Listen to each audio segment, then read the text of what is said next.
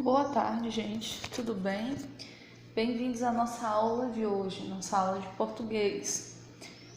Como vocês sabem, tendo agora 2 aulas por semana, a gente já inicia fazendo a correção da atividade da aula anterior.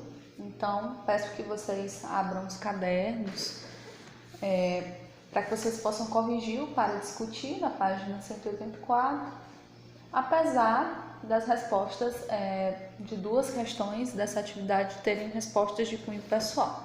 Mesmo assim, é bom a gente pontuar, cada uma delas. Então, primeira questão. Você já tinha ouvido falar do Parque Nacional do Iguaçu?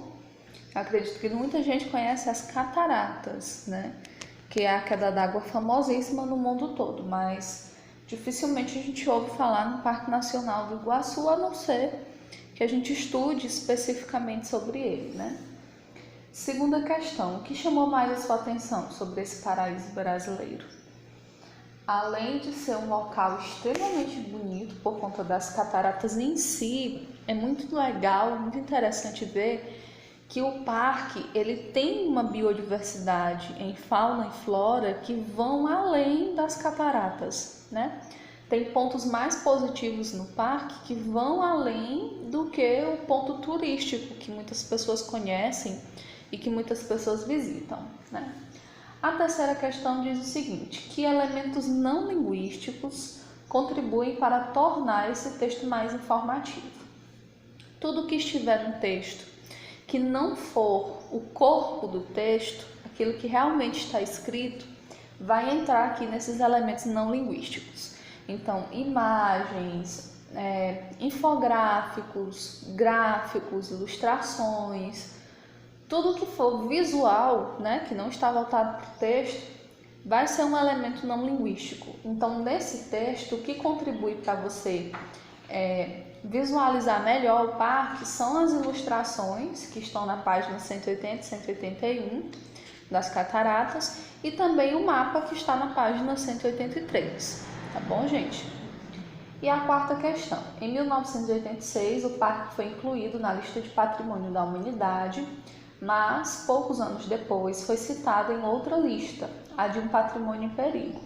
Cite 2 causas que podemos apontar como responsáveis pela inclusão do parque nessa segunda lista. Então, primeiro, a localização do parque, que ele está localizado numa área de intensa atividade agrícola, e também o extrativismo clandestino, As pessoas estão lá retirando a vegetação. Nós também podemos citar a caça predatória, a perda da qualidade da água por conta da poluição dos arredores. Então, tem muitos pontos para a gente levantar aqui na quarta questão. Então, a nossa atividade de hoje, gente, vai ser a resolução da atividade Desvendando os Segredos do Texto, que vai da página 184 a 186. Dá uma folguinha aí para vocês respirarem. Peço só que vocês peguem os livros, abram na página 184, acompanhem juntamente comigo a resolução da atividade. Já façam a anotação do livro para não ficar essa atividade aí em aberto e para você também não esquecer, e acabar sem anotar, sem fazer. Então, 184, primeira questão. Onde é que fica localizado o Parque Nacional do Iguaçu? Ele fica a oeste do Paraná, na fronteira entre o Brasil, a Argentina e o Paraguai. Assim como a floresta amazônica, que ela não é patrimônio, digamos assim, patrimônio, único do Brasil, também está aí em outros territórios, em outros países, o Parque Nacional do Iguaçu, ele vai fazer fronteira, Ele não vai ser pertencente, estritamente pertencente a outros países, mas ele vai fazer fronteira com outros países, que é até um dos pontos que a gente pode levantar aqui, que dificulta a fiscalização, Porque como o parque faz fronteira, tem uma fronteira extensa, isso dificulta o controle das pessoas que entram, a fiscalização para saber se quem está entrando é turista, para saber se quem está entrando são pesquisadores, por exemplo. Então, de certa forma, facilita, pelo fato da extensão de ser grande, facilita, a entrada dessas pessoas que querem fazer alguma coisa clandestina dentro do parque e aí acabam conseguindo essas brechas. Segunda questão, no primeiro parágrafo do texto, a palavra fisionomia poderia ser substituída sem alteração de sentido por qual dessas palavras? Nós temos tamanho, aparência, vegetação, clima e formação. É só olhar para o sinônimo, gente, de fisionomia. Fisionomia, está ligada à aparência, certo? Terceira questão. Analise a frase abaixo que foi retirada do segundo parágrafo do texto. O volume e a força são ímpares, tendo seu ponto alto na garganta do diabo, por onde escoa o braço principal do rio, o afluente do Paraná. Então, na página 185. Nesse contexto, a palavra ímpares equivale a... Aí nós temos muito grandes, comuns, normais, pares ou desiguais. Vocês vão marcar a letra A, muito grandes. Está fazendo referência aqui direta à queda de água, né, das cataratas. Quarta questão. O trecho a seguir foi retirado do quarto parágrafo do texto. Leia-o e em seguida responda às questões propostas. O parque abriga uma rica e diversificada fauna, com destaque para a onça-pintada e outros, como o jaguatirica e o gato do mato. A anta, o tamanduá-colete, o búgio, a lontra e as ariranhas, espécie em extinção, apesar de não serem endêmicos, são animais característicos desse tipo de floresta. Gente, tem até o significado de endêmicos, porque essa não é uma palavra comum, né? Não é usual, não é comum e não é usual a gente ouvir. Então, na página 184, vocês vão encontrar. Endêmico é aquele que é nativo ou característico da região. Então, mesmo que esses animais que foram citados aqui não sejam endêmicos, ou seja, não sejam nativos daquela região, daquela vegetação, daquela floresta, daquele lugar onde está o parque, mesmo assim eles existem ali com grande facilidade. Não com grande quantidade, porque eles já estão ameaçados de extinção, né? Então, letra A. Aponte uma palavra que poderíamos utilizar como equivalente à diversificada nesse trecho. Então, lá no comecinho diz, o parque abriga uma rica e diversificada fauna. Então, você vai procurar um sinônimo. Um sinônimo que a gente pode colocar aqui é variada. Fazendo a substituição, o parque abriga uma rica e variada fauna, que tem o mesmo sentido de diversificada. Letra B. O termo espécie em extinção se refere a quais animais? Ele cita vários animais, né? A anta, tamanduá-colete, o búgio, a lontra. E aí ele diz, e as ariranhas? Depois disso, ele cita espécie em extinção. Então, nós não estamos falando aqui sobre todos os animais citados, nós estamos referindo especificamente à ariranha. Então, o termo espécie em extinção está se referindo às ariranhas.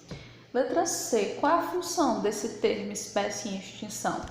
Ele quer passar uma informação específica sobre as ariranhas. Então, ele veio para especificar o termo as ariranhas, ou fazer referência específica a esse animal, ariranha. E letra D, a qual tipo de floresta o autor se refere? Floresta subtropical, que nós vimos dentro do texto. Espero que vocês tenham feito uma leitura mais precisa do texto em casa. Nós vimos dentro do texto que essa é a floresta que faz parte ali do Parque Nacional. No caso, o Parque Nacional está abrigado dentro dessa floresta, que é a floresta subtropical. Vocês sabem que o Brasil é um país continental, né? E nós temos diversos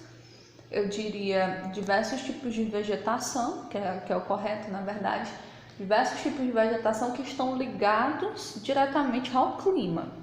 Então, por exemplo, aqui no Nordeste, o Maranhão, que é o nosso estado, ele é abençoado, digamos assim, porque ele tem uma certa influência do clima do norte, né? Lá da floresta amazônica, um clima mais úmido, então a gente tem maior ocorrência de chuvas, a gente ainda está no clima equatorial, mas outros estados da região nordeste enfrentam o árido, o semiárido, que é ocorrência de chuvas de 1 a 2 vezes por ano, um índice pluviométrico baixíssimo, ou seja, demora para chover e quando chove em pouca quantidade.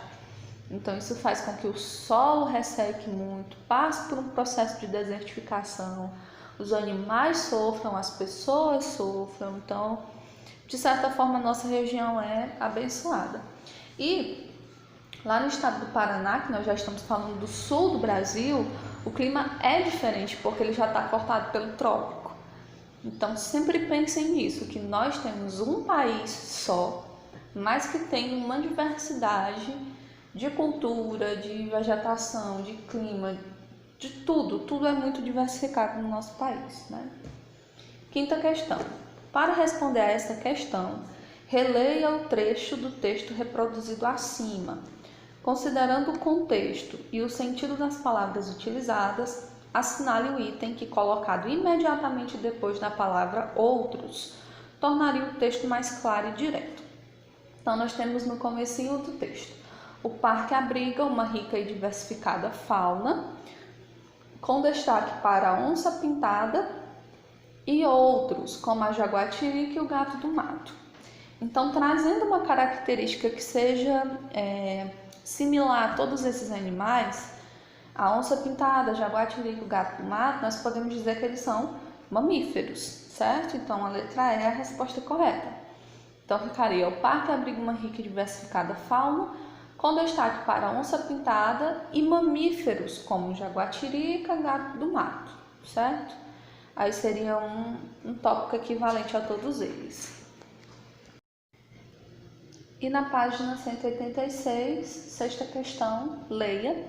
Apesar do desenvolvimento da consciência ambiental e das perspectivas advindas de novas formas de manejo desenvolvidas pelo IBAMA, ainda houve extrativismo clandestino de vegetais na área do parque, especialmente do palmito e dos xaxins, que constam na lista de espécies da flora brasileira seriamente ameaçadas de extinção por seu valor de mercado.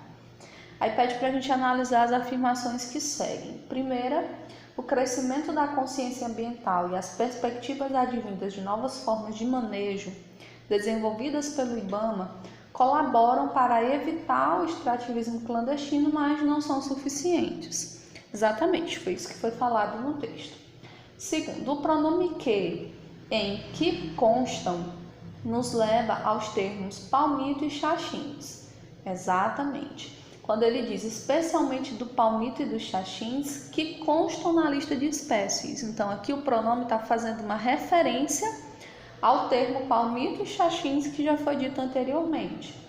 E no terceiro ponto, o termo especialmente do palmito e dos xaxins funciona como uma explicação do termo extrativismo clandestino de vegetais na área do parque. Certo. Ele quis deixar de forma bem clara e específica que essas duas espécies vegetais são as mais exploradas porque têm valor de mercado, ou seja, são vendidas com mais facilidade. Então, a alternativa correta é a letra E. Estão certas as primeiras, segundas e terceiras afirmações. Sétima questão. Em 1999, que fato foi o estopim para a inserção do parque na lista de Patrimônio Mundial em Perigo? A reabertura da Estrada do Colono, que é a estrada que corta o parque, né? E que através dela muita gente tem acesso ao parque, acabam atropelando os animais, acabam, né, entrando com mais facilidade para fazer o extrativismo, enfim. E a oitava questão. Entre as afirmações abaixo, indique aquela que não é consequência do fato apontado na questão anterior. Então, o fato da questão anterior foi a abertura da Estrada do Colono. Então, o que não está ligado com isso é a letra E, que diz que não é mais possível se deslocar dentro do parque. Se foi aberta a estrada, significa que é possível. Dessa forma, nós encerramos a nossa aula de hoje e nós não teremos atividade para casa, tá bom, gente? Bons estudos, boas aulas e até a nossa próxima aula.